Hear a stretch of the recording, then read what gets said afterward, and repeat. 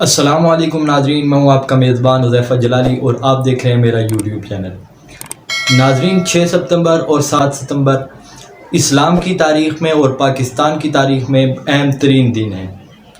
میرے پیغمبر علیہ الصلاۃ والسلام نے آج سے 1400 سال قبل ارشاد فرمایا تھا کہ انا خاتم النبیین لا نبی بعدی، یعنی میرے پیغمبر علیہ الصلاۃ والسلام آخری نبی ہیں اور ان کے بعد کوئی نبی نہیں آئے گا۔ اسی اثناء میں آپ صلی اللہ علیہ وسلم کو ایک خط آیا جو مسیلمہ کذاب کی طرف سے تھا کہ میں مانتا ہوں کہ آپ آخری نبی ہیں، لیکن جس علاقے میں میں رہتا ہوں مجھے اس علاقے کا نبی تسلیم کر لیں۔ میرے پیغمبر علیہ الصلاۃ والسلام نے وہ خط پھاڑ دیا اور فرمایا اگر شریعت میں قتل کرنا جائز ہوتا تو میں اس کے قاصد کو قتل کر دیتا۔ میرے پیغمبر علیہ الصلاۃ والسلام کے وصال کے بعد جب مسیلمہ کذاب باز نہ آیا تو سیدنا صدیق اکبر رضی اللہ تعالیٰ عنہ کے دور خلافت میں اس کے خلاف جنگ یمامہ ہوئی اور اس میں اسے واصل جہنم کر دیا گیا۔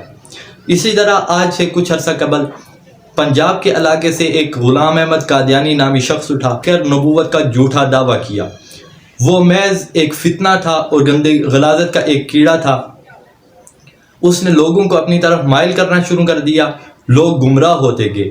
علماء کرام اور عوام الناس کی قربانیوں کے نتیجے میں 7 ستمبر 1974 میں ایک بل پاس ہوا جس میں قادیانیوں کو آئینی طور پر کافر قرار دیا گیا۔ اسی اثناء میں سن 1979 میں ایران سے ایک خمینی نامی شخص اٹھا اور اس نے ایک انقلاب لانے کی کوشش کی۔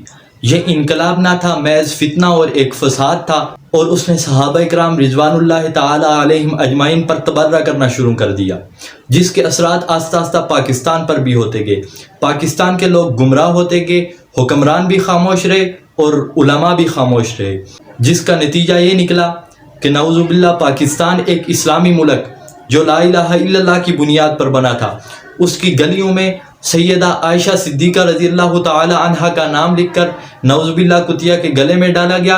امیر معاویہ رضی اللہ تعالی عنہ کا نام لکھ کر نعوذ باللہ کتے کے گلے میں ڈال دیا گیا۔ اتنے میں جنگ سے ایک شخص اٹھا جس کا نام حق نواز تھا۔ اس سے صحابہ کرام رضوان اللہ تعالی علیہم اجمعین کی گستاخیاں برداشت نہ ہوئیں۔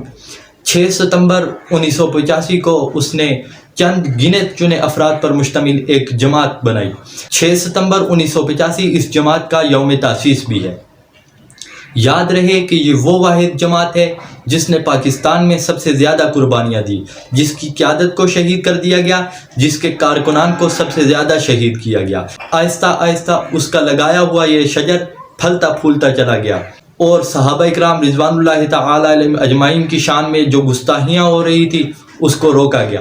اس کے ضمن میں ایک اور بات عرض کرنا چاہتا ہوں کہ چند دن قبل سینٹ سے ایک ناموس صحابہ و اہل بیت بل پاس ہوا، جس کی وجہ سے بہت لوگوں کی چیخیں نکلی۔